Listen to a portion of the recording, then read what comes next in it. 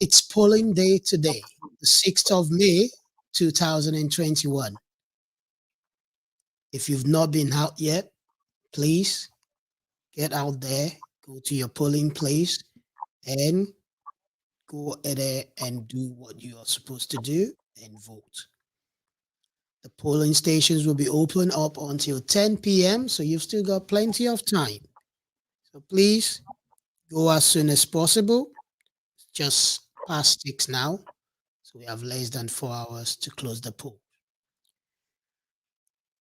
Welcome to the Nigerian Pride, coming to you from the stables of Diaspora Radio International. My name is Lion Olu Shokumbi, and today we'll be talking about building leadership amongst African youth in diaspora. How have we done? Have we done well? How are we consolidating on the foundation built by others? And how are we helping the next generation to climb on this ladder?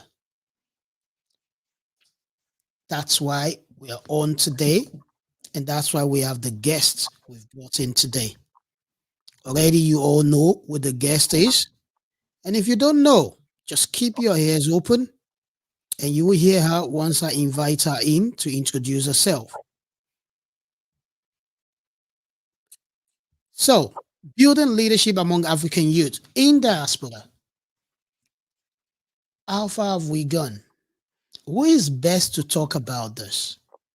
It will be someone who, one way or the other, has been able to experience it and done it at the highest level, at least when we talk about highest level in terms of education. So without any further ado, I will be calling on my guest who is ready to go already. You need to see her. I'm not going to say much about her, but you just need to see her. So, hello, guest. How are you? Hello. Hi, I'm fine, Lion. How are you doing? I'm very fine. She likes laughing a lot, but we'll so can you just introduce yourself to the viewers and the audience listening to us? Okay, thank you. I think first of all, I would say good evening wherever you are across the world. Good evening, Nigerians. And Yetunde Beatrice Ogedengbe, and an alumni of GTU, currently a co-founder of a sustainability-based online marketplace called SG Mart. And also, I do a lot of student recruitment with the University of Lincoln. Not only that, I also do a lot of activities in promoting racial equity, racial and gender equality. I'm very passionate as well on women empowerment. So that's just a very brief summary about me. So with time, I'll begin to talk more about other activities I'm involved in. Okay, good. So she's told us she's Yetunde Beatrice. Okay, I didn't even know she was Beatrice before now. Anyway, we get on with it. So, if you some of you didn't hear that, she's an alumna or alumnus of Glasgow Caledonian University. At the moment, she's also a partner. I'm just gonna check that quickly. Bear with me, people. So National. she's the co-founder of SG Mart as a sustainable focused social enterprise online marketplace in the UK here. Passionate about gender, race, and equality issues. Um, she has actively contributed to promoting internationalization and diversity through her leadership engagement in the UK. And we're going to start from that part of leadership engagement. So tell us, because I was also at GCU at some time. I led the Nigerian Student Society for some time, also coordinated with other Nigerian Student Society leaders around Scotland, went into NSS, but I was not so keen on going on with the Student Association. So the first question I'll ask is, what prompted you into that student association politics?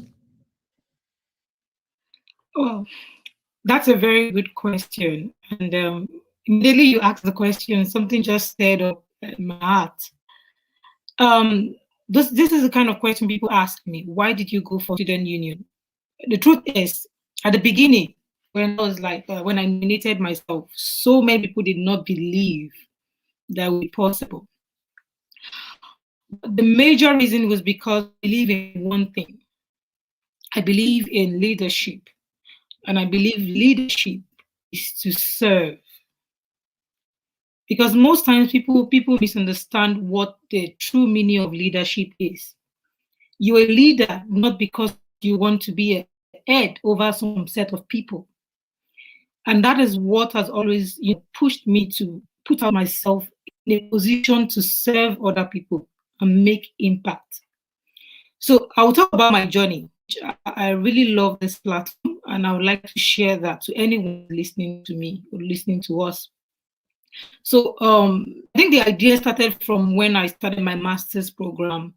I've already stayed for about 3 or 4 months, and then I faced some set of issues. Being an international student, changing my environment from Nigeria, coming to the UK, not knowing a lot of people, being on my own, trying to focus on studies at the same time, focus on what is happening back home.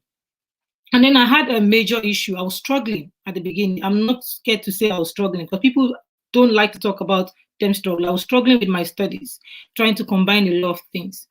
And then I went to one of my lecturers, and I met the person. I said, I'm struggling. I think I'm having issues here, and I needed help. I was just dismissed. Not really dismissed, but the person didn't really understand where I'm coming from. And that kind of stirred a lot of fire in me. And I said, what? At this impact is for me to be part of the student body system where my voice can be heard, where I'll be able to make a change, where people around us will be able to know what international students really go through, especially Africans coming to study abroad. And that was what prompted me. And that day I sat down in the library, I was reading, and I just saw a message into my email. Stand up for an election, you can go for an election. I said, you know what? I think I'm going to go for this. Even if it's going to be a bigger role, I don't care. As long as it put me out there to serve people. That was my mission. That was my motive. And then I put up myself for election. I ran for the election, went around, I told people about my intention to diversify the student body, to make an impact, to promote internationalization, to create diversity, to help other people understand other culture and understand where other people are coming from. And that was the driving force. And luckily for me, I ran the election and it just happened. A lot of students voted for me, not just African students, even home students who trusted ability voted for me. So what I want to bring up from there is, most times when you're going for a role, don't let it be about personal interest. Your mission, your purpose have a long way, making you stand out. And I think that was what has helped me. Good to hear that story, because I remember when I was at GCU, leading the Nigerian student there, I tried a lot of times to, help, like, how will I say, encourage people to contest for positions in the student association. And it's good to know that because I know when I heard about you running and everything, even though we didn't talk directly, I was happy about it, and I was happy that I could do what I could do. But what I want to ask you, because I know your journey is personal to you, we all just celebrated the victory, but what were the challenges you faced on the road? That's a very good one. Because this thing that no road is actually smooth. Most times people do just see me as, okay, she was lucky enough, she ran for election and she won. But there's so many challenges that comes with being a leader. Not just being a student leader, now being a student leader from the African descent, from the African region. Now, so many challenges. Number one, it was like a more like understanding. There was a lot of understanding issues. I mean, it's something I like talking about now because I came in a place, ran for election, won the election. I found myself in an environment where I have to learn different things because the way the system works here in the UK is different from the way it works in Nigeria. It's different from the way it works in Ghana. It's different from the way it works anywhere in the world. So the system is different. The first thing I had to do, first of all, to overcome that was just to subject myself to the system, see what happens in the system, and learn from people. That's what I did. I learned from people, from the home students. How does it operate here? How is the political system operating here? What do I need to do to understand the system, the culture? So that was what I did. And now another challenge is that most of the colleagues who were, home students who have never been outside the country before did not really understand where I was coming from. So there was a challenge there. Sometimes, you do some things, you do it differently from your colleague. Some of them will not understand why is she doing it this way. The reason is because I've come from a country where the culture is different, where the reasoning is different. But that creates a lot of tension. The truth is that the road wasn't that smooth. Not as much as I had a very, empowering time as a student vice president.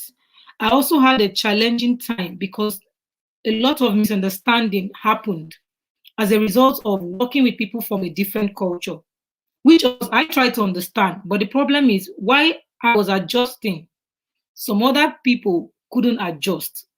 So I had to teach them how the culture is and how they can manage people from different culture. And that's where the importance of diversity comes in.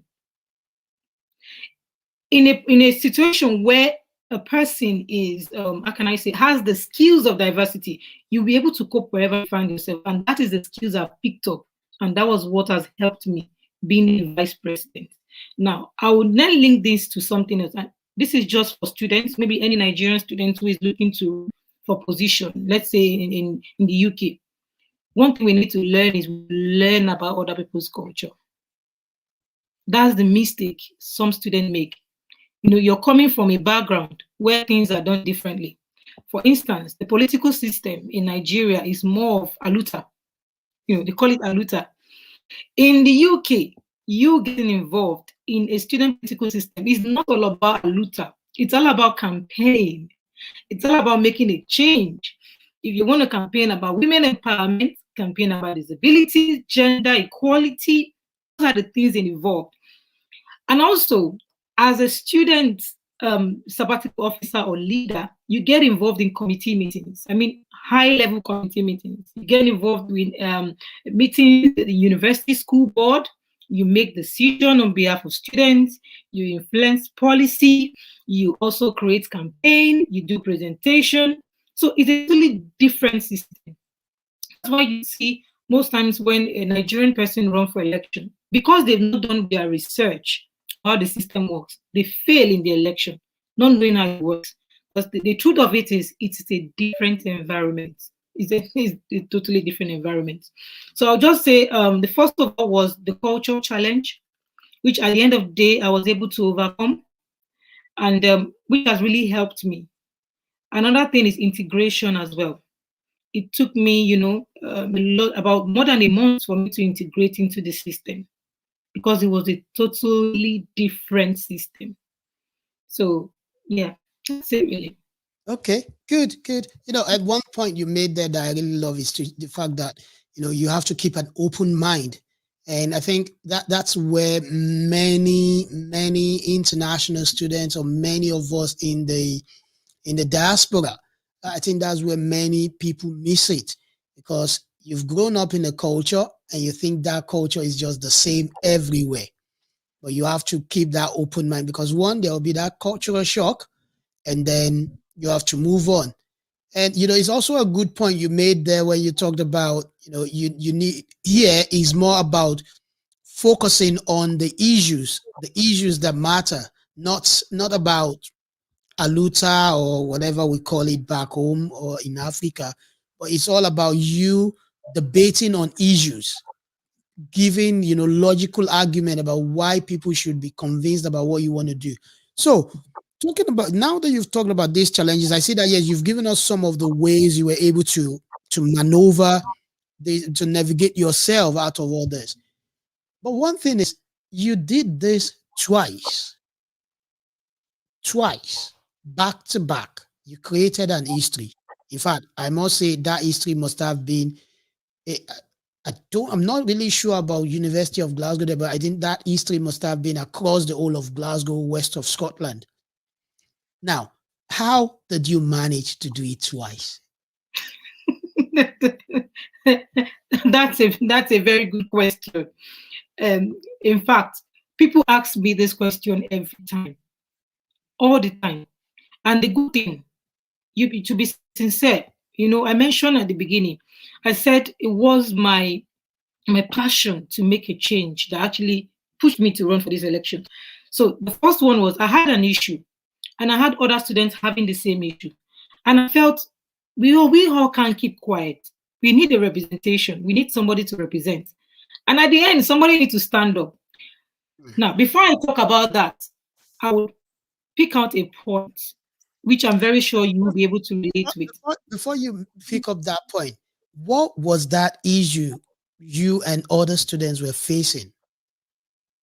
The problem is integration, number one, lack of understanding international students. Is that on the part of the institution or on the part of the students? I think it's a part of the institution. Okay. Yes. When I mean that, it's not to blame institution. Now, the main thing is that most times when new people come from a different culture, you're coming into a new environment. You should understand that those students are they are like babies. They need to be nurtured because they don't understand what is going on. And it takes a staff or a leader or someone who understands different system or who can put themselves in the shoes of those students. It takes that kind of person to understand them and support them. Get me? So now, my idea of going to the role was to help and support staff to understand other people. You see, in this world, what causes conflict? Lack of communication and understanding. That is the truth. Even let's talk about Nigeria. You see two people fighting, there's a tension. Why are they fighting? Because they don't understand each other. Because there's no good communication. But once there is communication and understanding, there will be no issue and things will be resolved. And this is not just only for the higher education institution in the UK, but this also goes to Nigeria as well, political system in Nigeria, where you see a lot of clashes in culture, clashes, it's on lack of understanding. Or is people fighting back because they feel their own ethnic is being suppressed. They need to first of all understand. The government needs to understand them, and they need to understand the government, and they all come into one conclusion. So now, that was the problem then. Then, when I noticed that there's a lack of understanding, most of the team don't understand what international students were going through. International students don't also understand that the team don't know what they are going through. So, in order to bridge that gap, what I did was to put myself out into the leadership position because I believe it is just, I can't understand where my people are coming from. I'm from Africa. I'm an international student. I can relate with any international student. So I decided to put myself on the road to make an impact, to support the university, and at the same time to support the students. So that was the push. I went through a lot of problems when I was doing my master's degree because I did not understand the educational system. No one to tell me. I had no friend, no family to teach me how the educational system works. When I mean educational system, the system is different from Nigeria. You have to read, they call it la cram la pour. You read and you write whatever your lecturer gives you. Here in the UK, you need to understand, put it in your own words. No plagiarism. People don't know this.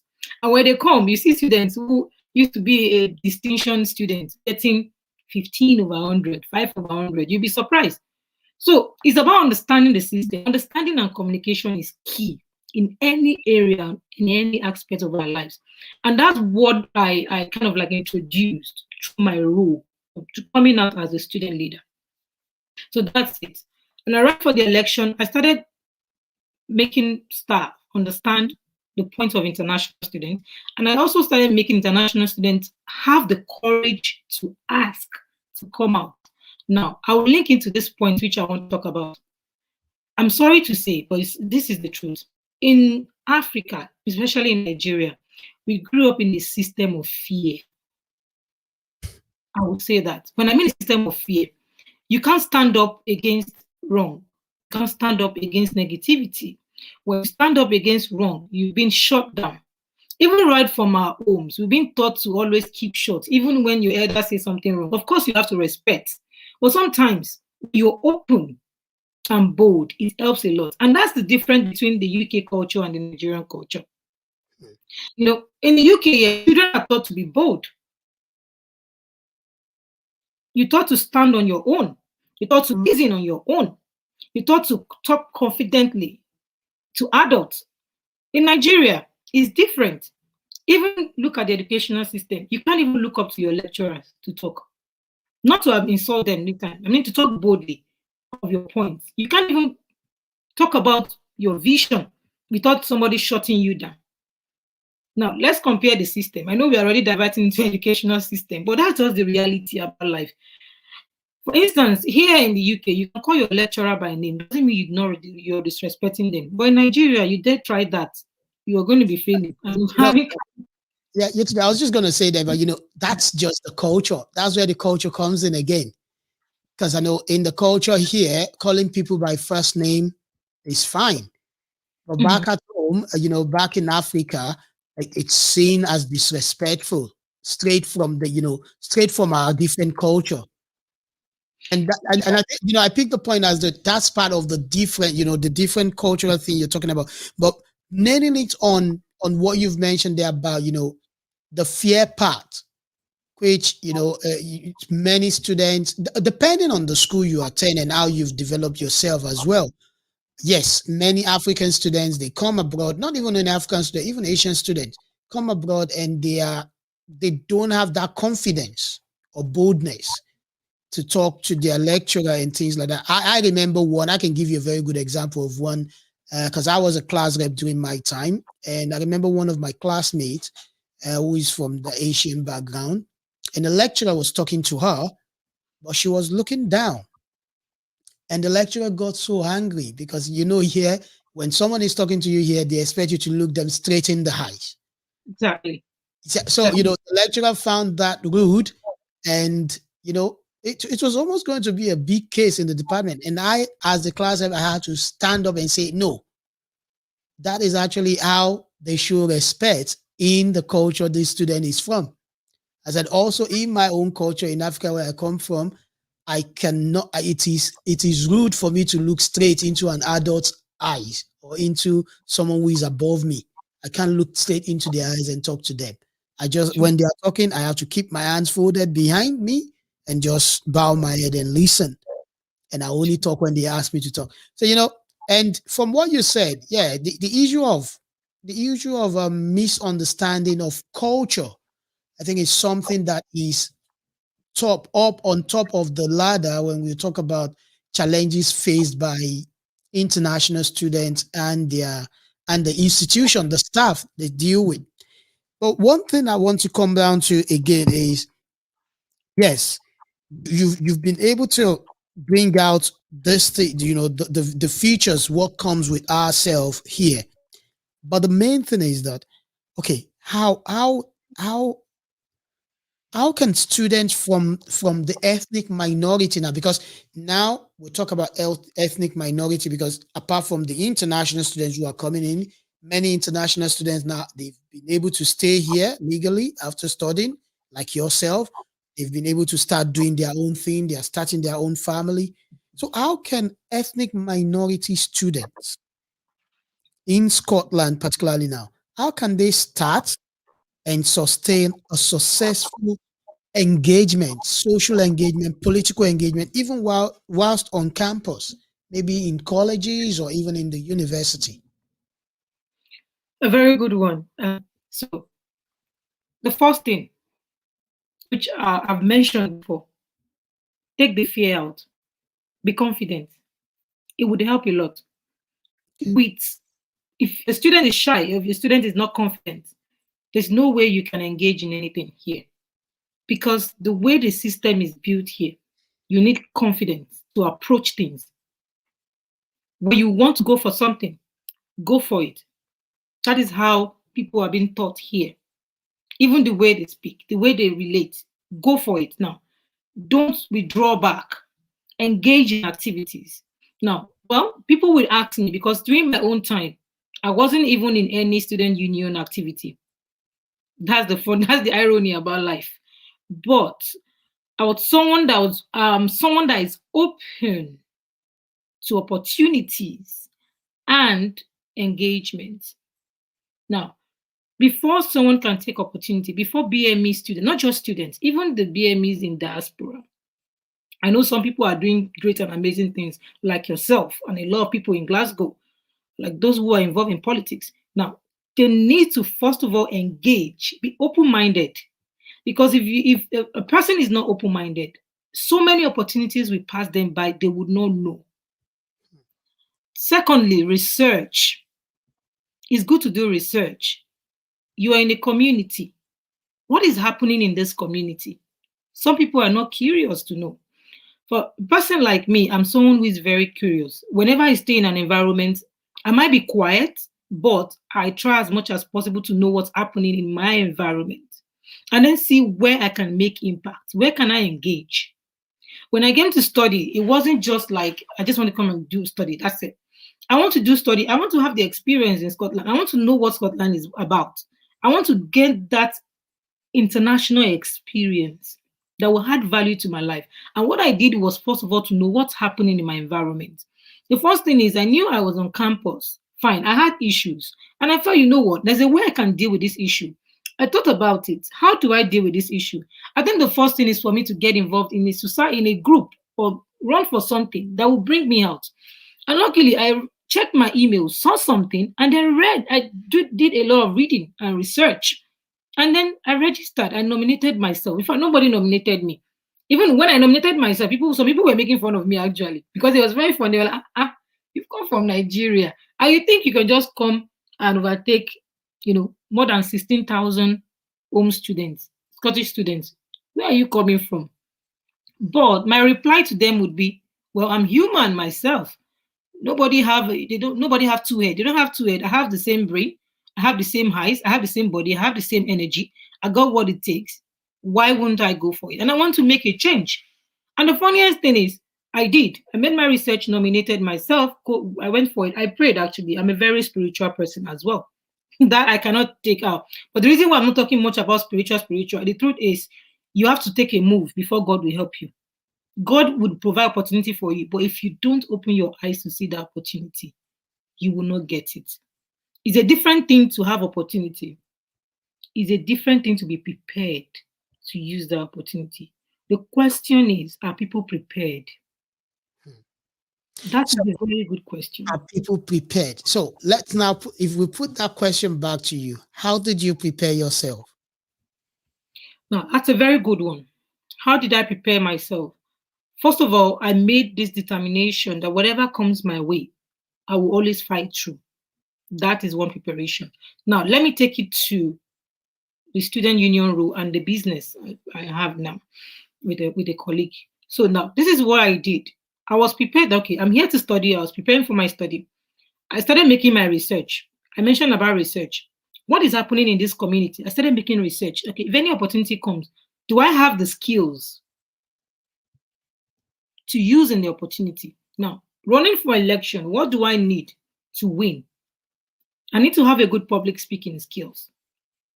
I know I need to be very confident, because if I'm shy, there's no way I can promote myself or tell people what I want to do. I also did a lot of work with my designing skills. I designed my flyer myself. I designed my flyer. You'd be surprised I use PowerPoint. If you look at my first flyer, I designed it myself. I told a friend, take a picture of me, and I designed it myself. I gathered all these skills. And when the nomination came, there was no fear of, oh, I need a designer. Oh, I need somebody to campaign for me. Because I knew I already had the skills. It wasn't easy though, but it wasn't just my strength because a lot of people also helped. Because when people heard about it, they started helping me to promote. Now, another thing is making good relationship.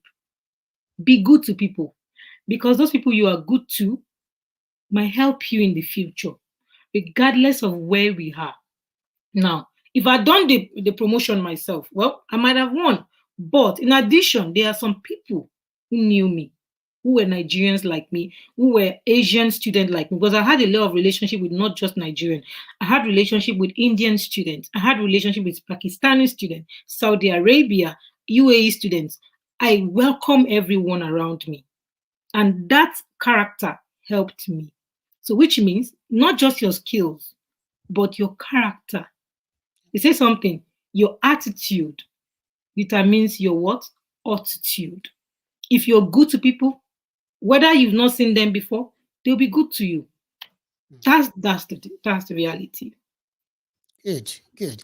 That's the reality. So just to let you all know back at home, we are live on the Nigerian Pride, coming to you from the stables of Diaspora Radio International. And our guest today is Yetunde Ogedengbe, a two-time vice president of the Glasgow Caledonian University Student Association.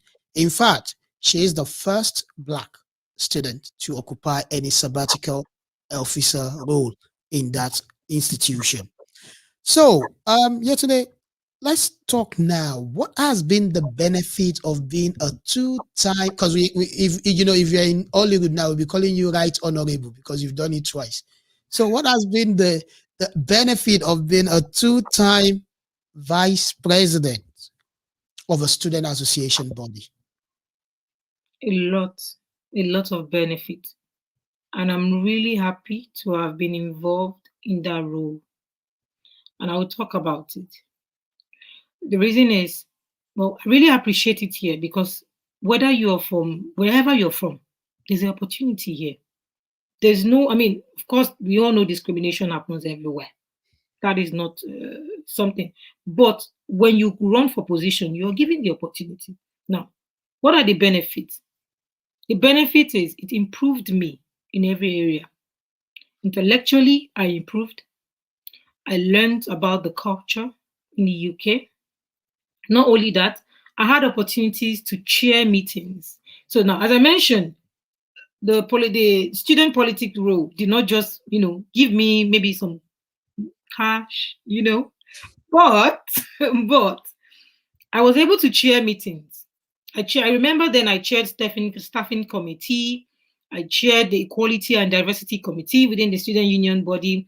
I was opportune to be part of the university court, which is the highest governing body on campus. You know what it means to, sit with people of high level people who have gotten experience, and you can also get a wealth of experience from them. I was opportune to do that. I sat on school board meetings. Those skills actually gave me a very, very huge confidence to stand anywhere, regardless of the person's status. I'm able to express myself. I'm able to learn about policy. I'm able to learn about strategic thinking, how to make decisions on behalf of people. Because then we're supporting over 17,000 students. I was like people from a diverse background. Now, from that experience, that gave me and opened my thinking faculty, my head. I started thinking strategically. I had a business idea within myself. I didn't know how to action it. So what I did was to work with somebody a particular colleague who is also good with IT. I worked with the person, we planned together, created an online platform, which actually pushed us to do the SG Mat, which enables people to sell reusable items. We work with some charities, and we are still also talking to charities to come on board as well. And as well, we are promoting to merchants to sell their reusable items to improve and to educate people indirectly about sustainability. Not just only that, it gave me the opportunity to work as a recruitment officer with a very good citadel, Lincoln, University of Lincoln. Without that skills, I wouldn't have this opportunity. Now, I'll say something. I was involved with student activities. Remember then when I was doing the student union thing, I'm always online because my job is basically an online job where you do, campaigns, everyone sees it. And that job, that role gave me an opportunity to have my own business with a colleague to also recruit students, because I recruit students from Nigeria, Ghana, Kenya, all over Africa, support them with university scholarship. I also do that as well. And to the glory of God, and to the glory of God, we've been recruiting a lot of students. Even we've recruitment, doubled recruitment. So there's a lot of benefit from it. It's not just about coming to the UK and just getting the BSc and the MSc. I've gotten more than that. That is the truth, and I can say anywhere. I've learned about as I am like this. If I get a director position, I can do it. If I get a vice chancellor position, I can do it. People may say I'm too over. Yeah, but the reality is, I've gone through a series of training and experience, and I can stand anywhere. Good. Yeah. Good. So it's a benefit. So now, with all the experience years, we've seen what you're doing already. It's out there. What are you giving back to the community? Have you got mentees you look after? Have you got younger ones you're mentoring or anything like that? Or is it in the pipeline? Well, I have something running, and I also have some in the pipeline. So community development project is one of my things. So what I do is I mentor people, young people, not just only young people who are adults, who are new in the UK as well. I do a lot of mentorship. I also have some people which I wouldn't want to mention who are currently leaders in their university, which I mentor as well. Put them through what they need to do to have a successful reign in their tenure.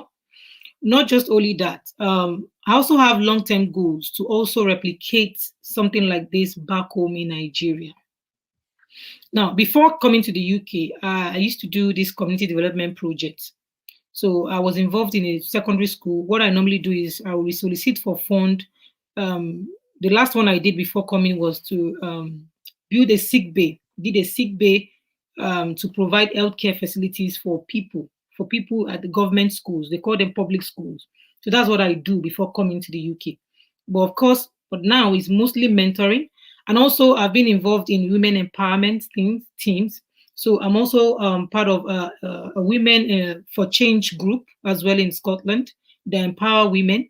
We not just only focus on empowering women, but we also do things on climate change, educating people on sustainability and climate change. Not also that, I'm also part of the ethnic minority women group in Scotland as well. We also do a lot of activities with women in Scotland. But personally, I do most of mentorship. Not just mentorship. I also do business and brand idea building. I don't take money for that. I do it free of charge. So when I have people, I know it's quite funny. People have told me to, I started with a coaching class and start charging people. But for that, I just wanted to do that. If anybody have a business idea and they don't know how to develop it, I would say I'm blessed with that wealth of knowledge. I can dismantle ideas and bring it to life. So I've helped a lot of people on that. So that's basically what I've been doing. But my long-term goal is to continue with an NGO that empower women in Africa. Not just only empower them, and also we would be doing some activities. But that is a secret for the future. Maybe when I come on the show. Secret is out already. It's good. It's out already. But it looks like I'm already telling people what my plans are, but I'll just leave it like that. And when it happens, we'll get to know. Yeah, it's good. It's good that you said that because it's just good to let us know. Because what I was going to ask you next is that can you? I don't want you to mention the names, but can you mention some of the schools? Because I know after we had yourself, I know then different Nigerian and African students, international students started coming up for different positions across different universities and things like that. Can you mention some of the universities you've mentored people? Not the name of the people, just the names of the universities. Glasgow Cali, number one, because I can never rest on that. Lincoln University. Okay. Bournemouth University. Those are the three. No links with University of Strathclyde or University of Strathclyde, known from Strathclyde, but my relationship with Strathclyde I've not mentor people. I will call that mentor. But I've had situation where I had to step in for some students, which of course I wouldn't like to mention. No, no. In Strathclyde University. Yes, and not only that, because I guess my area of mentorship for other university came up with my relationship with National Union of Students. So Okay. apart from being a vice president in Glasgow Cali, what I've also done is to get a lot of involvement with the National Union of Scotland and the NUS, National Union of Students, rather, in Scotland and the UK. So I have a lot of friends. I attend a lot of committee meetings. I also was part of the Black and Ethnic, the BME subcommittee members. So those are the places I was able to build my relationship nationwide. And that was how I got my contact of young people who are, aspiring to join student union. And the truth is, I think because of my experience as being the first Black, it kind of like, pushed a lot of people towards me. People would want to come and ask me, how did you do it? How did you survive? How did you cope with the tension? Because the truth is, there's a lot of tension. People just feel it's easy. No, It's no. not only in Nigeria that there's politics. There's politics here as well. Yeah, It's a absolutely. big one. Yeah, absolutely. Because I remember, like I told you earlier, like I mentioned earlier, I remembered when I came in then to GCU and met, people who were in the Nigerian Student Society, met people who were in the Student Association as well, and everything, asking them questions. But I am more of like a grassroots person. I always like, let's work in the grassroots. Once we keep the grassroots tight, then we can go national. True. And I remember, having to, I actually mentored a lot of people whom I thought would go up there, but you know, you just want, and like you said, you just have to clear that confidence yourself. You need to get the confidence, no matter what we all do. We just need to get that confidence. And one thing I would say is that we're proud of you. We're proud of what you did at GCU, and that's the truth. We're proud Mm, of it. And to talk more about things, yeah,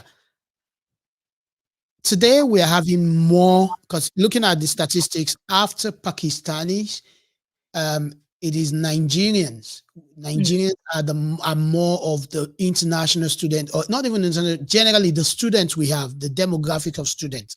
When you look at their the ethnic community background they've got, when you're looking at the ethnic minority, you see the top, the ones on the top, would be Pakistan, and then you see Nigeria. Now, mm, I have been seeing this. I've been seeing a lot of children I know in our community who were in high school before, who are now in tertiary institutions. And I've been talking to them, trying to encourage them that you don't just go to the university and just come out. You need to mm. be part of what is happening there. Now, what will you be saying to this set of children? Now, I'm talking about the youth who have been here now. What will you be saying to them? That's the first part. Now, for the youth who are just freshly coming from the international world, from their different countries into the UK, how will you be advising them to settle in? Hmm. That question is really good. Um, I think the advice basically is when you're coming, be prepared. I mentioned something about preparation. If you're not prepared for opportunity, you cannot get the opportunity. That's the truth. Be prepared. And also come with the sense that you're coming to add value in the community. Now, some students will come and study, forget themselves. Why some will come and feel I'm here. I feel I have something I could show. I feel I have an impact I could give here in the UK, even as a student. If you have that mentality, or if somebody have that mentality, whether as a student or non-student, you will excel. And now, being also observant, you need to observe your environment. What are the things I can get engaged in? That is very important. They need to know that. And also, don't keep quiet. Don't keep mute. When you're going through a lot, have somebody to rely on, because the way things work here is about information. There are some things they call their written rules. People don't know. True, we have policy on the website. This is how it works. This is how educational system works. But there are some unwritten rules you need to know about the system. Once you miss it, you've missed it. That is the truth. That's reality. So when people come, it's good to rely on people, speak with people, ask them what are the opportunities around, what are the things I can get involved in, how can I make an impact. Once you have that mentality, the sky is the limit. But when a student come and they feel mute about themselves, they keep to themselves, they don't talk, they don't associate, they don't even bother to know what's happening in the environment. Till when the clock will tick, they will not know. They won't know. And it's not just only in the UK, even outside the UK. You need to know what's happening in your environment. How can I get involved? How can I make a change? I think there's one thing. You mentioned one thing which I wanted to mention about. You talk about helping some people at the grassroots, mentoring. Not everybody will be at the forefront. But there are also some leaders that are always at the back, making things happen. So we need to choose where we belong to. That's the truth. Okay, I remember I want to create a scenario now. Now let's talk about leadership. Sorry, I'm a bit I'm diverting. We talk about leadership. A leader is not just only the person leading the whole thing. We also have some followers who are very, very important to make a mission happen. Those followers are a kind of leaders. The first follower. Without the first follower, that leader won't get their achievement. So we all have our part to play in life. But the most important thing is identifying the right place for you, the right activity for yourself, the right things to get involved in, and the right information to survive. Once they get that, the sky is their limit. That's the reality. And with God as well. Because me, I am a very spiritual person. I believe, not everybody believes that, but sometimes the place of prayer works too. Because favor as well works. People might not believe this. Because the reality is, some people get things easier for them. They believe it's their hard work. Sometimes some people work. If it's about hard work, some people work and they don't see the benefit. The only thing you can do is try your best, get the right information, and stay at the place of prayer. But don't pray too much and forget your work. You need to do both. That is balancing both. Some people pray too much, they forget work. It's just like closing your eyes and say, Father, Lord God, I want to go to, let's say I want to go from Glasgow to London, and I want to walk from Glasgow to London. Take me there in the next 10 minutes. What kind of prayer is that? You're not going to get to your destination. The person is not going to get to their destination. What do you need to do for you to get there in 6 hours? Well, reality is 6 hours you take. You need to get a train or take flight if you want it to be faster. If you don't do the right thing, you don't get the right information, you don't get the right opportunity. So we have our own part to play in life, and we should not be mute. Go out, see what people are doing, learn from them. What understanding can I, what experience can I get? How can I make impact in this society? Once you have that mentality, you always have your way around. Good. Once you have a mentality to be open-minded, hardworking, ready to go for the opportunities, and also, like Yetunde said, be prayerful, but don't pray and forget what you have to do by yourself. On that note, I'll be saying a big thank you to Yetunde for giving us our time today out of our busy schedule to attend this interview. Thank you so much. I hope when next we bring you back, finally that cat will be out of that bag and we can talk about it more. Thank you so much for coming on the show today. We really appreciate you. Appreciate your time. Meanwhile, people, the polls are still open. You still have enough time to go out there and vote. It's 5 minutes before 7. We have just 3 hours and 5 minutes to close the polls. So please go out there, go cast your vote. We've got so many candidates there from different parties. Last week we had the debate, and you all listened to all the the candidates who attended who are actually from the ethnic minority community in Scotland. So I would say if you're at work, even if you close by 9, you can still go to your polling place and cast your vote. Don't forget, please cast your vote. It is only when you cast your vote that we can get decisions we want from the politicians. Next week, we will be back again. And next week, we'll be talking to another wonderful person who has made us proud in this community. We'll be learning from his experience, how he navigated his way to the top, to be to be excellent and distinct in his profession today. We're going to be having that next week. If you just look out for our promo, I don't always say it on air. I'll just tell you, watch out for that. And 2 weeks time as well, we'll also have another wonderful person. And by the 27th of this month also, you'll see the other wonderful person we'll be having.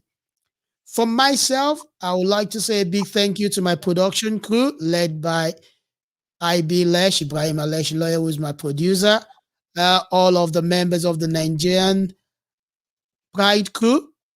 Thank you very much. I'll see you next week. My name still remains Lion Olu Shokumi. Bye for now. Bye, everyone.